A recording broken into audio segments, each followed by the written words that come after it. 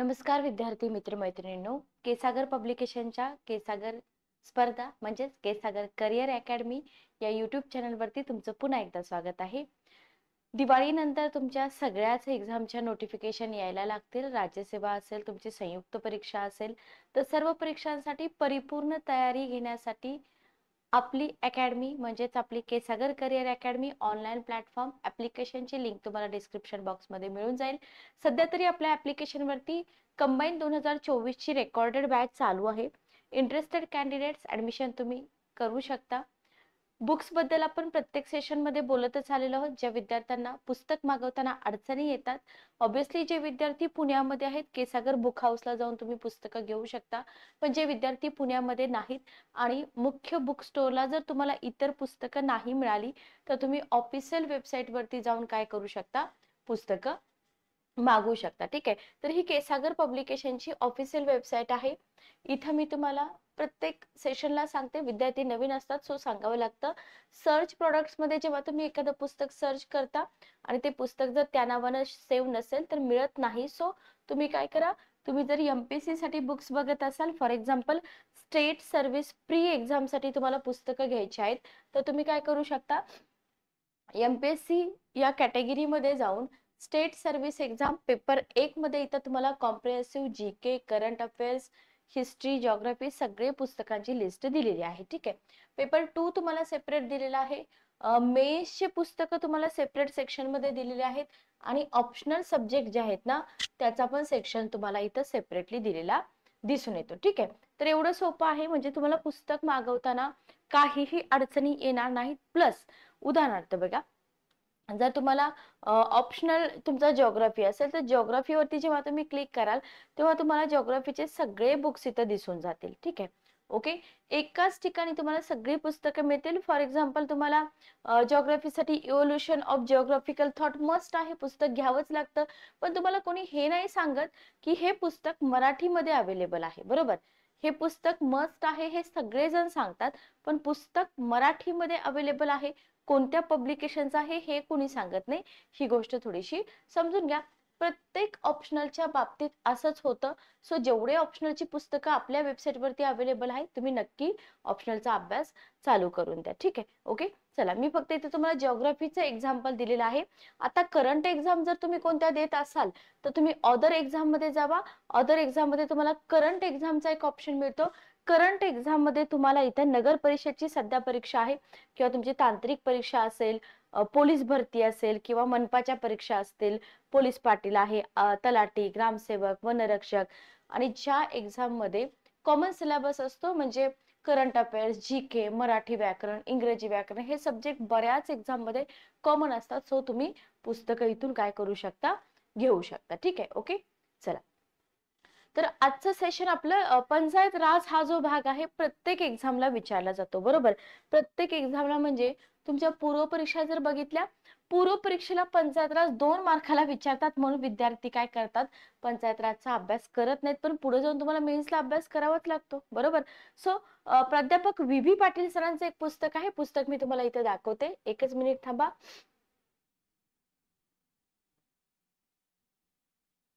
बघा, Indian constitution section मध्ये जेव्हा तुम्ही जाल तेव्हा महाराष्ट्रातील पंचायत राज, नागरी आणि स्थानिक स्वराज्य संस्था, प्राध्यापक व्ही पाटील सरांचं पुस्तक आहे, बेस्ट बुक आहे. पूर्व आणि मुख्यसाठी हे पुस्तक तुम्हाला लागतं, म्हणजे लागतंच. पुस्तकाचं वैशिष्ट्य हे आहे की पुस्तक तुम्हाला नवीन डाटा असेल किंवा विधेयक असतील, जे काही एक्स्ट्रा इन्फॉर्मेशन आहे सगळी इन्फॉर्मेशन कव्हर करतं. One stop solution. जसं आपण विज्ञानासाठी रविभूषण सरांचं पुस्तक वापरतो, लुसेंटचं, आपल्या केसागर पब्लिकेशनचं, बरोबर, किंवा तुम्ही इंडियन पॉलिटीचं पुस्तक असेल, तर अशा प्रकारे तुम्हाला वन स्टॉप सोल्युशन हे पुस्तक आहे. हे पुस्तक वापरल्यानंतर तुम्हाला पंचायत राजसाठी कोणतंही पुस्तक वापरायची गरज पडणार नाही. ठीक आहे. ओके. तर इथे लॉग इन रजिस्टर करून घ्या, ऍड टू कार्ट करा, पुस्तक तुम्हाला 7 ते 8 दिवसामध्ये मिळून जाईल. ओके. चला, तर पंचायत राज मध्ये आपण कुठेपर्यंत आलो होतो बघा. आपण पंचायत राज मधील ज्या महत्वाच्या समित्या आहेत ना, तर त्या समित्यांवरती क्वेश्चन येतात, डेफिनेटली क्वेश्चन येतात. बरोबर, कोणतीही एक्झाम असू द्या, समित्यांवरती क्वेश्चन येतात. पण विद्यार्थ्यांचा प्रॉब्लेम काय असतो माहिती का, पार्श्वभूमी जी म्हणतो ना आपण डिरेक्टली समित्या वाचायला चालू करतो. तर आयोगाचा तो पॅटर्न गेला की डायरेक्टली तुम्ही कुठला तरी एखादा स्पेसिफिक भाग वाचताय, म्हणजे बरोबर तुम्ही पीवायक्यू बघताय आणि पीवायक्यू मध्ये तुम्हाला कळलं की समित्यांवरती क्वेश्चन पडतात, बरोबर. तुम्ही काय करणार, तुम्ही पीवायक्यू सॉल्व्ह करणार. ओके. पण आता तसं नाहीये. आता तुम्हाला जे पार्श्वभूमी आहे, त्याचं को रिलेशन आहे त्याच्याबद्दल, तर ते सगळं समजून घ्यावं लागतं, कारण प्रश्न विचारण्याची आयोगाची पद्धत बदललेली आहे, बरोबर. मग जेव्हा तुम्ही समित्या वाचायला घेता तेव्हा पहिली गोष्ट तुम्हाला क्लिअर पाहिजे की बाबा तुमच्या राज्य सरकारच्या समित्या वेगळ्या आहेत, बरोबर. राज्य सरकारच्या ज्या समित्या आहेत त्या समित्या वेगळ्या आहेत. म्हणजे समित्या तुम्हाला दोन प्रकारच्या कराव्या लागतील. एक आहे राज्य सरकारच्या समित्या, दुसऱ्या आहेत केंद्र सरकारच्या समित्या, बरोबर. राज्य सरकारच्या समित्या आणि केंद्र सरकारच्या समित्या. Okay, clear. आणि हे जेव्हा तुमचं क्लिअर होईल तेव्हा तुम्हाला थोडंसं कन्फ्युजन दूर झाल्यासारखं वाटेल. ओके, लक्षात आलं. आय होप तुम्हाला इथपर्यंत क्लिअर असेल. तर राज्य सरकारच्या समित्या स्पेसिफिक आपण सगळ्याच राज्यांच्या बघणार आहोत का? नाही, फक्त आपण आपल्या महाराष्ट्र राज्याच्या समित्या बघणार. आणि FB पाटील सरांच्या बुकमध्ये हे तुम्हाला क्लिअर दिलेलं आहे, मूल्यमापन समित्या राज्याच्या वेगळ्या आणि सेंटरच्या वेगळ्या. Okay, clear. तर आता केंद्र सरकारचे काय प्रयत्न होते, राज्य सरकारचे प्रयत्न तर आपण बघितले. आता आपण बघूया केंद्र सरकारचे प्रयत्न. ठीक आहे. केंद्र सरकारच्या प्रयत्नामध्ये जर आपण बघितलं तर हा जो थेरॉटिकल भाग दिसतोय ना, थेरॉटिकल भाग विद्यार्थी वाचत नाहीत. का वाचत नाहीत आता विद्यार्थ्यांनाच माहिती, पण वाचला पाहिजे. ठीक आहे. बघा, भारतात सुरू करण्यात आलेल्या पंचायत राज व्यवस्थेला केंद्र सरकारने प्रयत्न का केले किंवा केंद्र सरकारने एवढ्या समित्या सगळ्या स्थापन का केल्या ते आपल्याला माहित पाहिजे, बरोबर. तर पंचायत राज व्यवस्थेला बळकटी प्राप्त व्हावी. रिझन काय होतं बघा, बळकटी प्राप्त व्हावी आणि पंचायत राज घटनात्मक दर्जा वगैरे मिळाला हे सगळं आपण बघितलं, बरोबर. पण घटनात्मक दर्जा मिळून सुद्धा जर तिची वाटचालच प्रॉपर नसेल तर त्याचा काही फायदा होईल का? डेफिनेटली नाही होणार. सो ही जी वाटचाल आहे ही व्यवस्थित सुरू व्हावी याच्यासाठी सेंटरने काय केलं होतं, अगदी सुरुवातीपासूनच प्रयत्न केले होते, बरोबर. केंद्र सरकारने सुद्धा अगदी सुरुवातीपासून प्रयत्न चालवले होते आणि स्वतंत्र भारताचे सरकार प्रथम पासूनच, लक्षात घ्या, सत्तेच्या विकेंद्रीकरणाच्या बाजूने होते. तुम्ही बऱ्याच वेळा इंडियन पॉलिटी सेक्शन मध्ये जेव्हा क्वेश्चन येतो, तो क्वेश्चन पॉलिटिक्सचा असू द्या किंवा तुमच्या पंचायत राजचा असू द्या, केंद्रीकरण आणि विकेंद्रीकरण हे दोन शब्द समजून घ्या. केंद्रीकरण आणि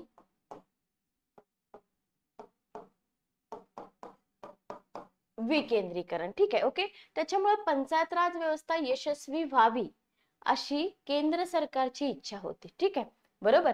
आणि इथं तुम्हाला माहिती आहे की बलवंतराय मेहता समिती फार इम्पॉर्टंट आहे. पण याचा अर्थ असा नाही की फक्त बलवंतराय मेहता समितीवरतीच क्वेश्चन येतील. क्वेश्चन तुम्हाला वसंतराव नाईक समितीवरती पण येऊ शकतात, सिंघवी समितीवरती पण येऊ शकतात, बरोबर. तर बलवंतराय मेहता समितीचा जो अहवाल होता त्या अहवालावरून काय कळतं आपल्याला की भारतात पंचायत राज्याला चालना मिळाली, ती समिती केंद्र सरकारने स्थापन केली होती. ऑब्विसली बघा, आपण इंडियन पॉलिटीमध्ये शिकतो की नेहमी सेंटरचं पारड कसं असतं, जड असतं, बरोबर, स्टेट पेक्षा. ओके. सो ही समिती कोणाची होती, सेंटरची होती. आणि या समितीच्या अहवालावरून भारतात पंचायत राज्याला चालना मिळाली. देशातील निरनिराळ्या राज्यांनी काय केलं, पंचायत राज व्यवस्थेचा स्वीकार केल्यावर सुद्धा, लक्षात घ्या, बऱ्याच स्टेटनी पंचायत राजचा स्वीकार केला. त्याचा सिक्वेन्स आपल्याला माहिती आहे, महाराष्ट्र राज्य कितवं होतं किंवा राजस्थान कितवं होतं किंवा पहिलं स्टेट कोणतं होतं वगैरे वगैरे, जीकेचा भाग झाला तो. तर राजव्यवस्थेचा स्वीकार केल्यानंतर मूल्यमापन करण्यासाठी आणि त्या व्यवस्थेमधील समस्या आणि अडचणी यांवर विचार करण्यासाठी केंद्र सरकारने काय केलं, निरनिराळ्या समित्या आणि अभ्यास गटांच्या नियुक्त्या केल्या होत्या. बघा, म्हणजे स्टेट वरती जबाबदारी टाकली, स्टेटने त्यांच्या समित्या नेमल्या, तरी सुद्धा सेंटर थांबले का? नाही, सेंटरने त्यांचे प्रयत्न चालूच केले, ही जी व्यवस्था आहे ही व्यवस्था प्रॉपर चालू राहण्यासाठी. ठीक आहे. Okay, clear.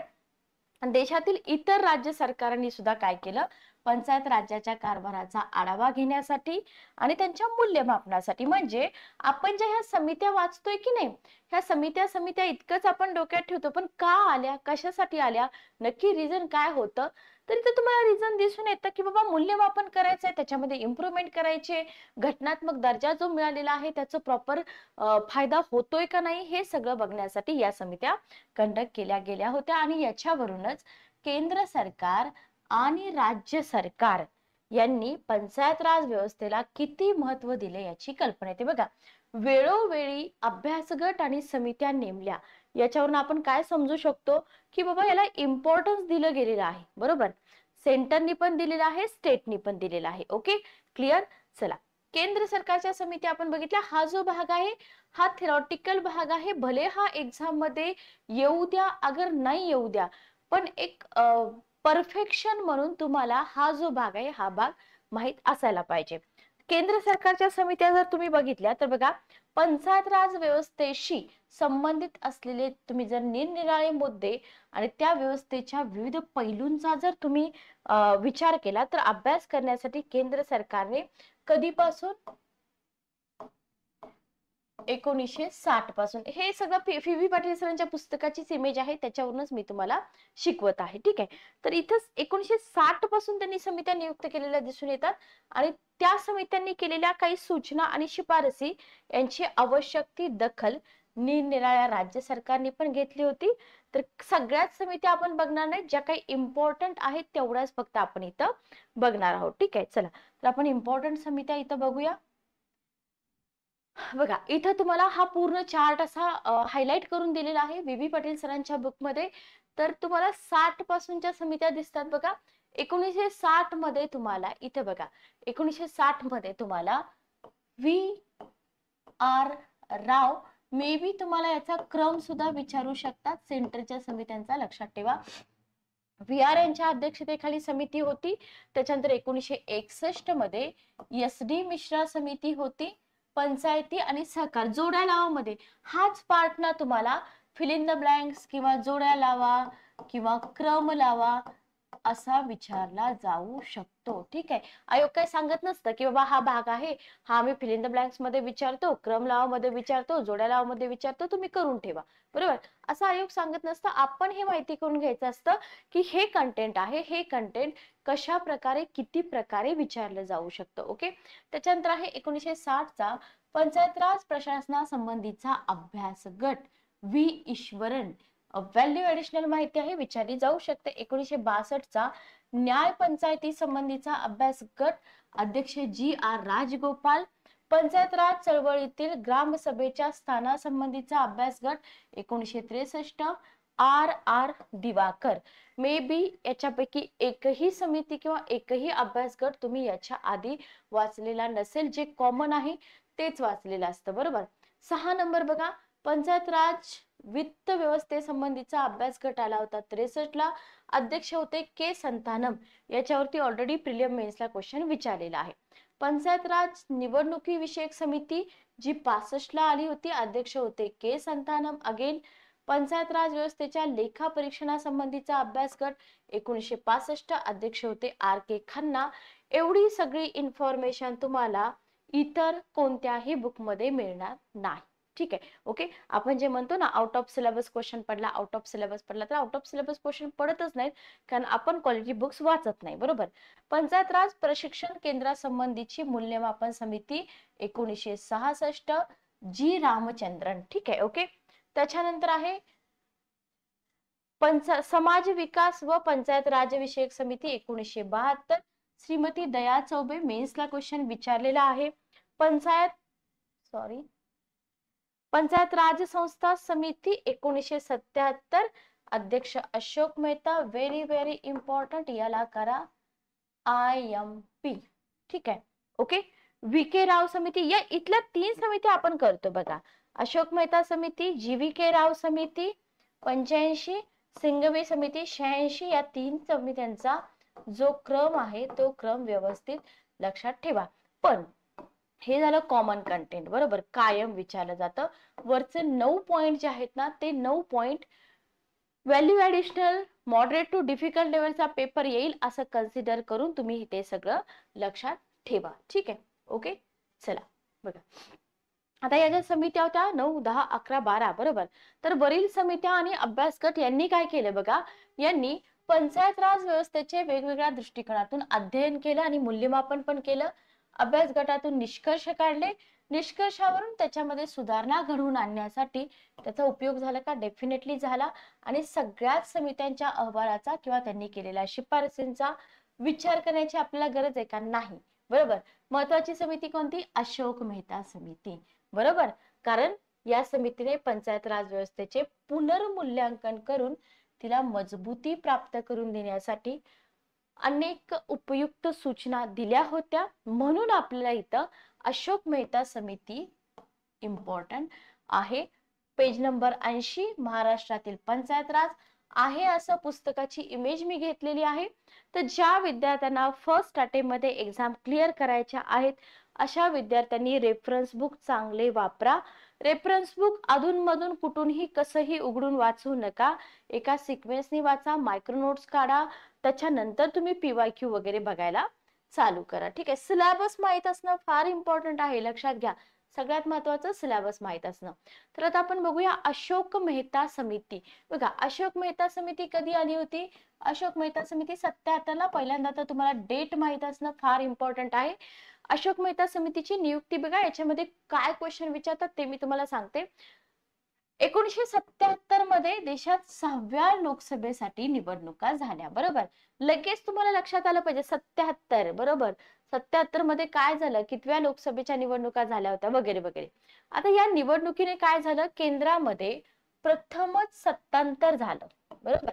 काँग्रेस पक्षाची स्वातंत्र्य प्राप्तीपासूनची सत्तेतील मक्तेदारी संपली आणि जनता पक्षाच्या नेतृत्वाखाली नवं सरकार केंद्रामध्ये आलं. जेव्हा अशोक मेहता समितीची स्थापना झाली तेव्हा काँग्रेस सत्तेमधून गेला आणि जनता पक्ष सत्तेमध्ये आला. बरोबर. आता या सुमारास पंचायत राज संबंधीच्या लोकांचा उत्साह काहीसा उतरणीला लागला होता. बरोबर. बलवंतराय मेहता समितीचा अहवाल प्रसिद्ध झाल्यापासून सुरुवातीच्या 5-7 वर्षांमध्ये म्हणजे याच्या अगोदरचा पिरियड 64-65 पर्यंत देशातील बऱ्याच राज्यांनी पंचायत राज व्यवस्थेचा स्वीकार केला होता. ओके. कधीपर्यंत बघा? 1900 म्हणजे अशोक मेहतांच्या अगोदर बलवंतराय मेहता समिती होती, हे तुम्ही लक्षात ठेवा. बलवंतराय मेहता आणि 64-65 पर्यंत बऱ्याच राज्यांनी पंचायत राज व्यवस्थेचा स्वीकार पण केला होता. आता 77 मध्ये पंचायत राज व्यवस्था अस्तित्वात येऊन किती वर्ष झाली होती? 10-12. म्हणजे जेव्हा अशोक मेहता समिती आली ना तेव्हा पंचायत राजला 10 ते 12 वर्ष कंप्लीट झाली होती. बरोबर. काही राज्यामध्ये तर त्याच्याही पेक्षा जास्त काळ लोटला होता, कारण सुरुवातीपासून तिथं समित्या होत्या. बरोबर. तर सॉरी, पंचायत राज होती. तर नव्या प्रयोगाविषयीच्या सुरुवातीचा उत्साह पुढील काळात ओसरला होता. कोणत्याही नव्या प्रयोगाविषयी लोकांना आकर्षण वाटलं तरी ते आकर्षण आपलं पण असंच असतं बघा. एखादं काम आहे ना, सुरुवातीला आपल्याला खूप छान वाटतं. मे बी एमपीएससीचा एक्झाम्पल घेऊया. जेव्हा आपण एमपीएससी करायचा विचार करतो, मग सुरुवातीचे 1-2 महिने खूप चांगला अभ्यास करतो, पुन्हा डिस्ट्रॅक्शन यायला चालू होतात, मग पुन्हा आपला अभ्यास थोडा कमी होतो वगैरे वगैरे. तसंच. ठीक आहे. तर हे आकर्षण जे आहे ना, हे कायम राहील असं नसतं. तर हा अनुभव पंचायत राज व्यवस्थेसंबंधी सुद्धा आलेला होता. लक्षात ठेवा. कधी? जेव्हा काँग्रेस पक्ष सत्तेतून उतरला आणि जनता पक्ष आला. बरोबर. मग 77 मध्ये काय झालं? 77 मध्ये जनता सरकारनं काय केलं बघा? पंचायत राज व्यवस्थेला महत्व देण्याचे काँग्रेस सरकारचे धोरण पुढे चालवलं. बघा, कोणतीही सत्ता असू द्या, एक आपण कन्सिडर करूया की ए नावाची एक सत्ता आहे, बी नावाची एक सत्ता आहे. बरोबर. ए नावाच्या सत्तेने बऱ्याच काही चांगल्या योजना असतील, चांगले प्लॅन असतील, चांगली धोरणं असतील राबवले. ओके. तर आणि त्याला जनतेचा खूप चांगला रिस्पॉन्स आहे. पण ए नावाची सत्ता जेव्हा पाय उतार होते, बी नावाची सत्ता जेव्हा येते, तेव्हा बी नावाची सत्ता ए नावाच्या सरकारने जे काही योजना कार्यक्रम राबवले होते ते पुढे फॉलो करतात. बरोबर. का? जनतेचा सपोर्ट मिळण्यासाठी. लक्षात आलं? तर इथं पण तसंच झालं. काँग्रेस सरकारचं काय धोरण होतं? पंचायत राज व्यवस्थेला महत्व देण्याचं. हे जनता सरकारनं पुढे तसंच कंटिन्यू केलं. आता याचं कारण काय होतं बघा? रिझन काय होतं? जनता सरकारमध्ये गांधीवादाच्या प्रभावाखाली असलेले अनेक नेते होते. हे मेन कारण. बरोबर. मग त्यांनी सत्तेच्या विकेंद्रणाविषयी खास आस्था होती. इंदिरा गांधी यांच्या पंतप्रधान पदाच्या काळातील 75 ते 77 मधील आणीबाणीचा त्यांनी प्रत्यक्ष अनुभव घेतला होता आणि या अनुभवावरून सत्तेच्या विकेंद्रीकरणाचे धोके जनता पक्ष नेत्यांना अगोदरच माहित होते, बरोबर. म्हणून त्यांना हे कळलं की पुढे सुद्धा कंटिन्यू आपल्याला पंचायत राजला इम्पॉर्टन्स द्यावं लागेल आणि त्याच दृष्टिकोनातून जनता सरकारने 77च्या डिसेंबर महिन्यामध्ये अशोक मेहता यांच्या अध्यक्षतेखाली एक समिती नियुक्त केली आणि देशातील पंचायत राज व्यवस्था भक्कम बनवण्यासाठी उपाय सुचवण्याची जबाबदारी याच्यावरती टाकली. आता मला जेवढे विद्यार्थी हे लेक्चर बघतील, रेकॉर्डिंग आहे हे, तुम्ही लेक्चर जेव्हा बघाल तेव्हा कमेंट बॉक्स मध्ये नक्की सांगा की आम्ही मॅडम आतापर्यंत अशोक मेहता समिती वाचली होती, पण हे जे कंटेंट तुम्ही आम्हाला दिलंय, काँग्रेस असेल, जनता पक्ष आलं, कशामुळे झालं, काय झालं विकेंद्रीकरण, हे तुम्ही कधी वाचलं होतं का नव्हतं हे फक्त मला कमेंट बॉक्स मध्ये सांगा. आणि याचा उपयोग तुम्हाला कुठं होईल बघा, स्पेसिफिक राज्यसेवा देणारे विद्यार्थी, तुम्हाला आन्सर रायटिंग साठी इतकी इन्फॉर्मेशन माहित असणं अतिशय गरजेचं आहे. फक्त फॅक्च्युअल डाटा तुमच्याकडे माहित असून चालणार नाही. अशोक मेहता समितीच्या संबंधी जे काही बॅकग्राऊंड आहे ते तुम्हाला माहित असलं पाहिजे. ठीक आहे, ओके, समजलं. तर हे असतं इम्पॉर्टन्स क्वालिटी बुक्सचं. फक्त टेलिग्राम, व्हॉट्सअप, युट्यूब याच्यावरचे पॉइंट्स बघून कोणतीही परीक्षा पास होता येत नाही. पुस्तकं कोणाचीच जागा घेऊ शकत नाहीत, लक्षात घ्या. सो पुस्तकं महत्वाची आहेत. ओके, चला पुढे जाऊया आपण. मेहता समितीचा अहवाल आपल्याला बघायचा आहे. बघा, अशोक मेहता समितीने 77ची समिती आहे. ऑगस्ट 1978 मध्ये आपला अहवाल सरकारला सादर केला. पंचायत राज व्यवस्थेला नवे सामर्थ्य प्राप्त करून देण्याच्या उद्देशाने या समितीने आपल्या अहवालामध्ये 132 शिफारसी केल्या. अहवालाची डेट लक्षात ठेवा, ठीक आहे. आता तुम्ही म्हणाल मॅडम 132च्या 132 शिफारसी लक्षात ठेवायच्या नाही, लक्षात ठेवायच्या जेवढ्या गरजेच्या आहेत तेवढ्याच लक्षात ठेवा, ठीक आहे. महत्वाच्या बघा, महत्वाची शिफारस तुम्हाला याच्यामध्ये एक शिफारस ऑलरेडी विचारलेली आहे, द्विस्तरीय व्यवस्थेसंबंधीच्या शिफारसी. ठीक आहे, पंचायत राजचे कोणी 2 स्तर सुचवले, कोणी 3 स्तर सुचवले, हे तर कॉमन आहे, बऱ्याच एक्झाम मध्ये विचारलेलं पण आहे. सो अशोक मेहता समितीने केलेली एक महत्वाची शिफारस म्हणून पंचायत राज्याच्या द्विस्तरीय रचनेचा उल्लेख करावाच लागतो. बलवंतराय मेहता समितीने त्रिस्तरीय, आणि आयोग काय करतो, आयोग उलट देतं याच्या. अशोक मेहता समिती 3 स्तर देतं, बलवंतराय मेहता समिती 2 स्तर देतं. याच्या पलीकडे आयोग काहीही कन्फ्युजन करत नाही, फक्त आपलं रिव्हिजन आणि परफेक्शन नसतं, त्याच्यामुळे आपल्यालाच माहित नसतं की 2 स्तर कुणी सुचवले आणि 3 स्तर कुणी सुचवले. ठीक आहे, ओके. तर इथं बलवंतराय मेहता समितीने 3 स्तर सांगितले होते, अशोक मेहतानी 2 स्तर सांगितले, आणि त्याच्यानुसार बहुतेक घटक राज्यांनी 3 स्तरीय पंचायत राज व्यवस्थेचा स्वीकार केला. ओके, परंतु अशोक मेहता समितीनं 2 स्तराची शिफारस केली होती. जिल्हा स्तरावरती जिल्हा परिषद आणि त्याच्या खालच्या स्तरावरती, एकच मिनिट थांबा, खालच्या स्तरावरती मंडल पंचायत, लक्षात ठेवा बरं का. अशोक मेहता समितीचे 2 स्तर लक्षात ठेवा. ठीक आहे, ओके. चला, ही शिफारस महत्वाची होती. अन्य शिफारसी बघा, जिल्हा परिषदेच्या खालच्या पातळीवर स्थापन करण्यात येणाऱ्या मंडल पंचायतीमध्ये साधारणतः 15 ते 20 हजार लोकसंख्येच्या काही खेड्यांचा समावेश करण्यात यावा, लक्षात ठेवा. जिल्हा हा सरकारच्या नियंत्रणाखाली असलेला विकेंद्रीकरणाचा पहिला बिंदू, फर्स्ट पॉइंट असेल, असं पण अशोक मेहता यांनी सांगितलं होतं. दोन्ही शिफारसी महत्वाच्या आहेत. तिसरी शिफारस बघा काय बोलतायत ते, जिल्हा पातळीवर स्थापन करण्यात येणारी जिल्हा परिषद, बरोबर, पहिला स्तर जो त्यांनी सांगितला होता, ही पंचायत राज व्यवस्थेची कार्यकारी संस्था असावी. कोणी सांगितलं विचारलं जाईल. जिल्हा पातळीवर नियोजनाची जबाबदारी जिल्हा परिषदेवरती टाकावी, असं अशोक मेहता यांनी सांगितलं होतं. पंचायत राज संस्थांना कर बसवण्याचा अधिकार सक्तीचा असावा. चांगली शिफारस होती. याच्यामुळे काय होईल, त्यांना जे इकॉनॉमिकल प्रॉब्लेम येतात ना, ते प्रॉब्लेम येणार नाहीत असं अशोक मेहता यांचं म्हणणं होतं. म्हणजे स्वतःची आर्थिक साधने किंवा मार्ग यांचा शोध घेता येईल. ठीक आहे. पंचायत राज संस्थांच्या निवडणुकीमध्ये सर्वच स्तरांवरती राजकीय पक्षांचा अधिकृत सहभाग असावा. याला स्टार करा. काही समित्यांनी राजकीय पक्षांचा सहभाग नसावा असं सांगितलंय.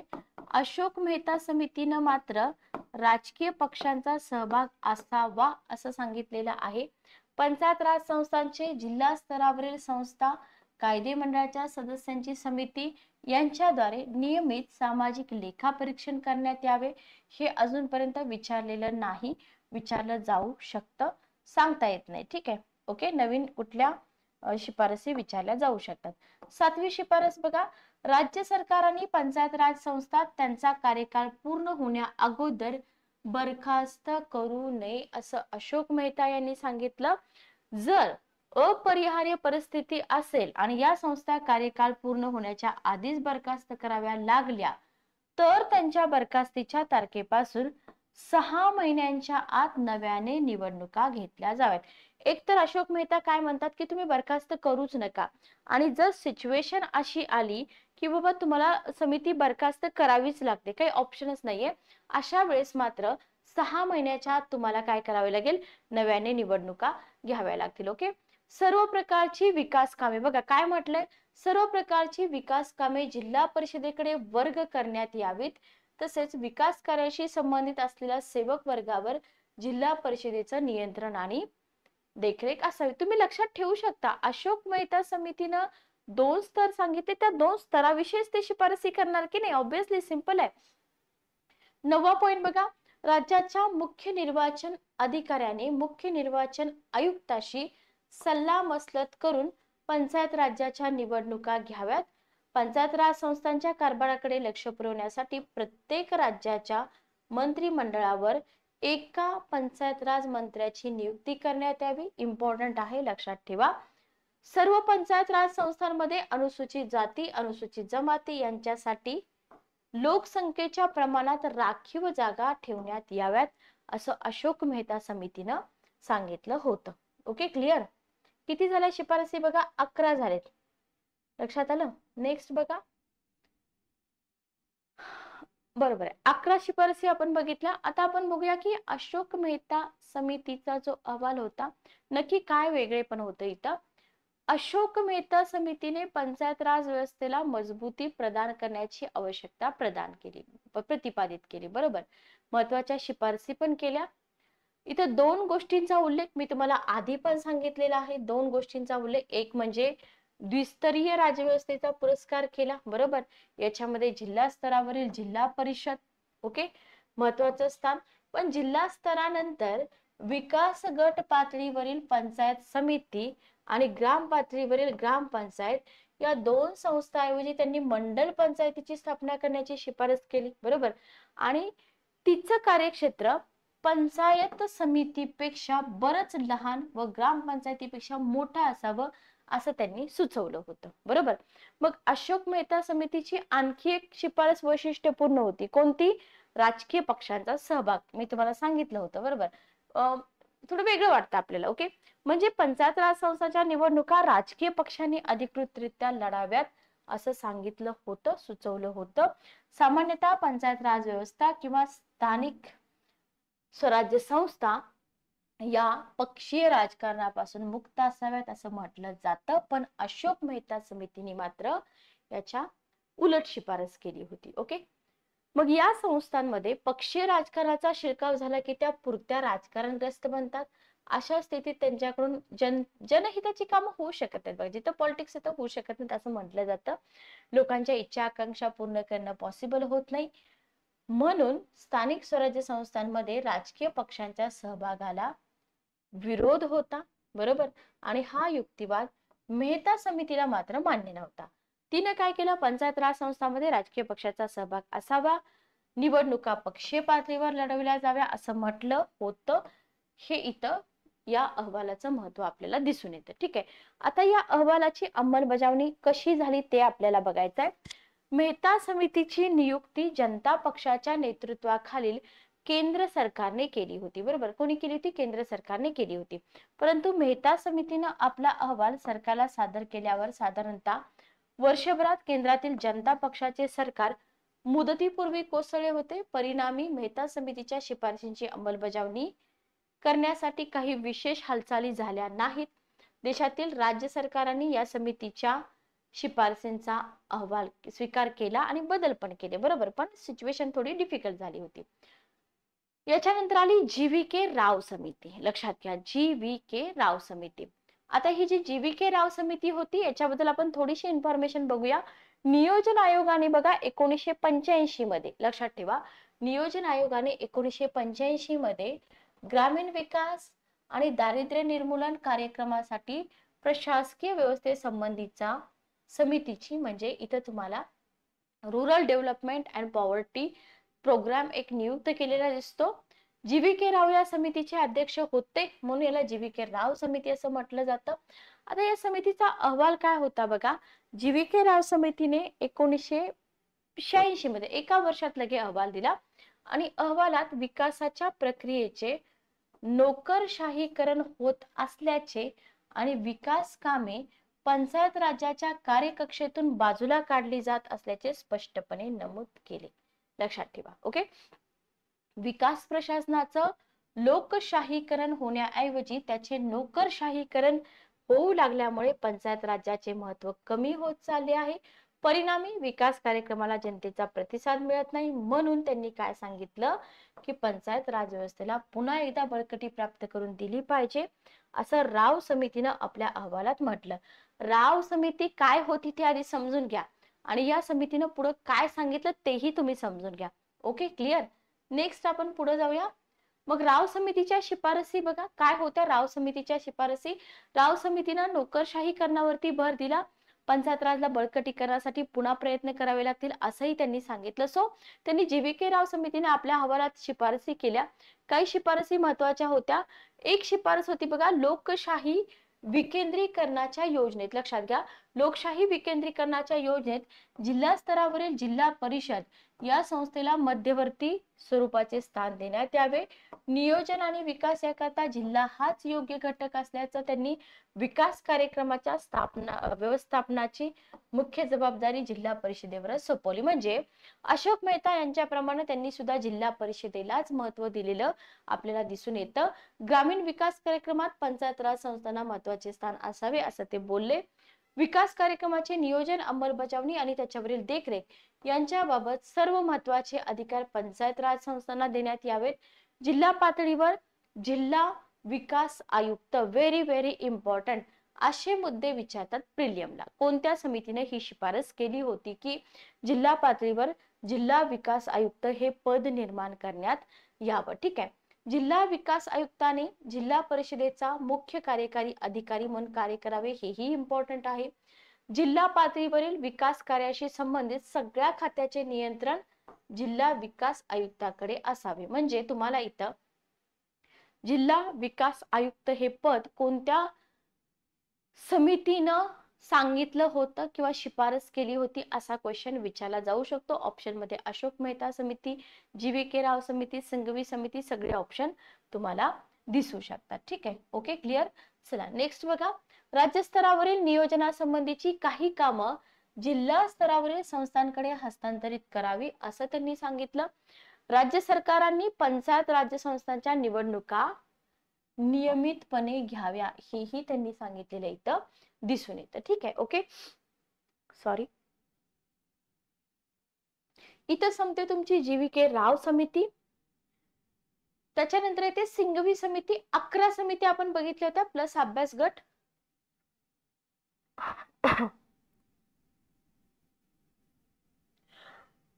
Excuse me. याच्यानंतर आहे एल.एम. सिंघवी समिती. ठीक आहे. ओके. तर 84च्या अखेरीस राजीव गांधी यांनी देशाच्या पंतप्रधान पदाची सूत्र स्वीकारली.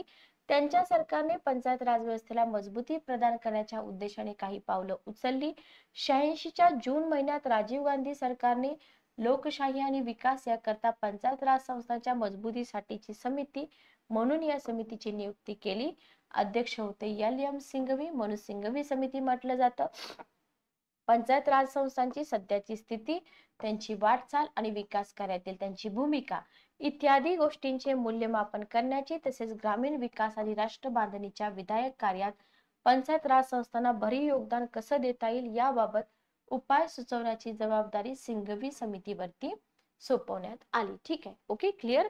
मग सिंघवी समितीच्या शिफारसी काय होत्या बघा. इथं तुम्हाला ग्रामीण भागाचा उल्लेख आलेला आहे, लक्षात घ्या. ग्रामीण विकास म्हटलंय, तर हे जे कीवर्ड्स आहेत ना, हे कीवर्ड्स कॅच करत चला. तर पंचायत राज संस्थांना किंवा स्थानिक स्वराज्य संस्थांना घटनात्मक मान्यता व संरक्षण देण्यात यावेत. सिंघवी समितीची पहिली शिफारस, भारतीय राज्यघटनेत एक नवं प्रकरण समाविष्ट करण्यात यावं. ठीक आहे.